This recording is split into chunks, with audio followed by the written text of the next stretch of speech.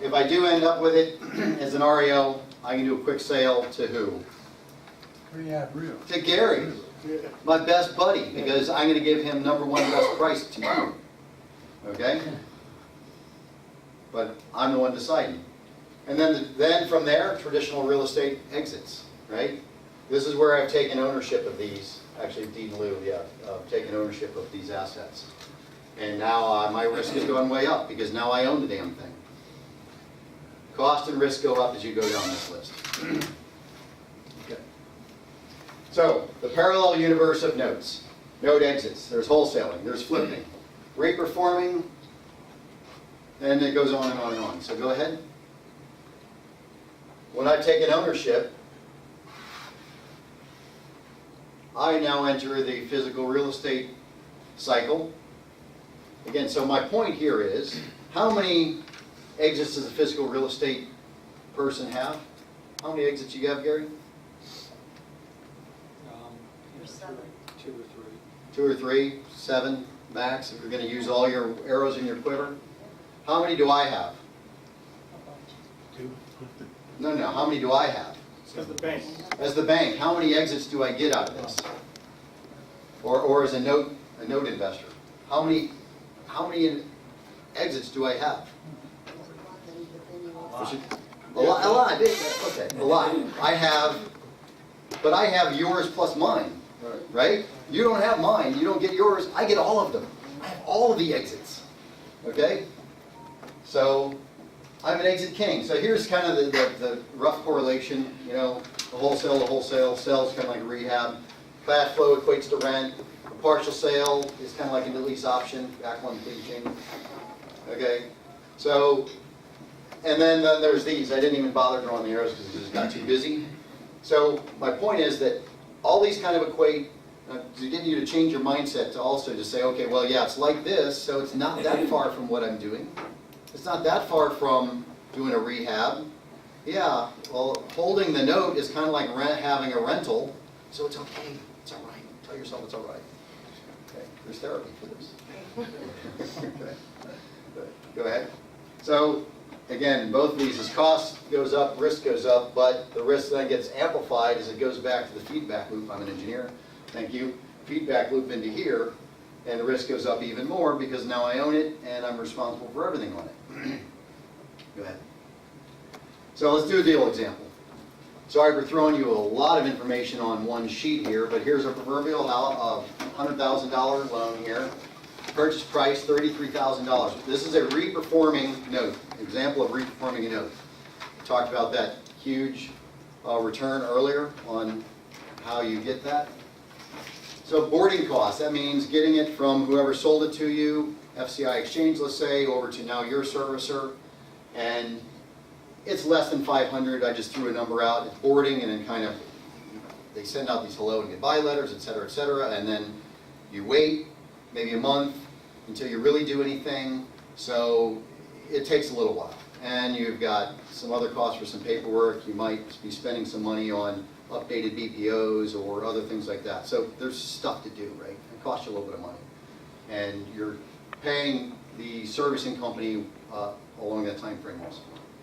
So a mod, getting to a mod costs a few $100s. It's like $700, but then getting to that mod, let's say, is another $80, $85 a month in expenses, your monthly expenses. So just say $900. As an example, I bought a note in late spring, and I'm getting to what's a forbearance agreement, which is similar to a mod. I'm at $1,400 at this point. So 5 months into it, I'm at $1,400. So these numbers are real. These numbers are about right. Restart fee. I'm going to charge them to get back on track. Okay? I mean, you don't just get to start paying again. I might let them do that. Depends. But I'm going to say, hey, look, you got to pay a little bit of money to get started again. Their new payment, I'm going to cut their interest rate from 6 to 4. Pretty good deal, right? Everybody? Yep. Good deal? Okay. Now the new payment's $477. And there's a negotiation process there. You find out what they can afford, right? What they're willing to do, what they can do. If they can start paying full amount again, perfect, right? So my monthly expenses, get ready. You buy and hold people, what are your monthly expenses? especially if you have a management company working for you. A lot, right? Taxes, don't forget your taxes, don't forget your insurance. My monthly expenses to hold a performing note are only $27 a month. Am I far off, Ken? Nope. Okay. So my annual cash flow works out quite nicely at $5,400, which is 15.6%. And I do not have to replace the furnace if it goes out. Anybody here, this is 15.6%. How much better is that than your average rental? Almost double. I'm at least 25% better than what you said was a really good one. And this is not crazy at all. And how much did I pay for that? How much? 33. How much did you, again, last rental you bought or did, rehabbed and made into a rental, whatever, how much did it cost you? Anybody? Must be a lot. Anybody, just give me a number. I don't care if you lie to me. Just give me. What? $275,000. What's your ROI on it? 25 down. That's a rehab though. I'm talking about a rental, a holding rental. Shall we talk about my Richmond property? Exactly. Yeah, your nightmare, right?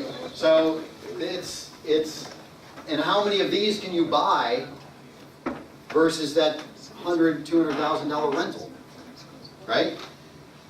You can do this 10 times over, or at least 5 times over, 8 times over, right? And now your risk is what? Spread out, diversified, okay? Rather than everything in that one house, okay? So, so I'm going to season that note for 12 months. I got to reperform it. It's good, made it more valuable. As soon as that day they started paying, it just went up in price. Like when you drive your car off the lot, it goes down in price. That first payment, now it's up in price. 12 months or more. The longer you season it, the better it is. It's like slow cooking pork. Okay? It's like slow cooking. The longer it cooks, the better it is. I can now sell that for $58,800. It's about 80% of fair market value. Remember, my fair market value is going up as the market rises over 12, 18 months, if I'm smart about where I'm buying. And about 60% of unpaid balance. Those are extremely reasonable numbers. There are people paying 70 and 80 cents, depending on the market, on the dollar on these. This is not anything outlandish. So let's look at what that ROI comes out to be. ROI is, and there's my formula for anybody who are fact checkers, okay? And if my formula is wrong, I'm an engineer, I want to hear about it. So if anybody's got a problem with it, let me know. What's the ROI? 94%.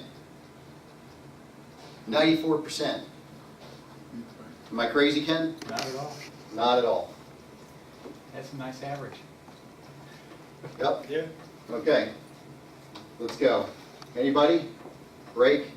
Shall we yell "Be the bank" one more time? Okay. All right.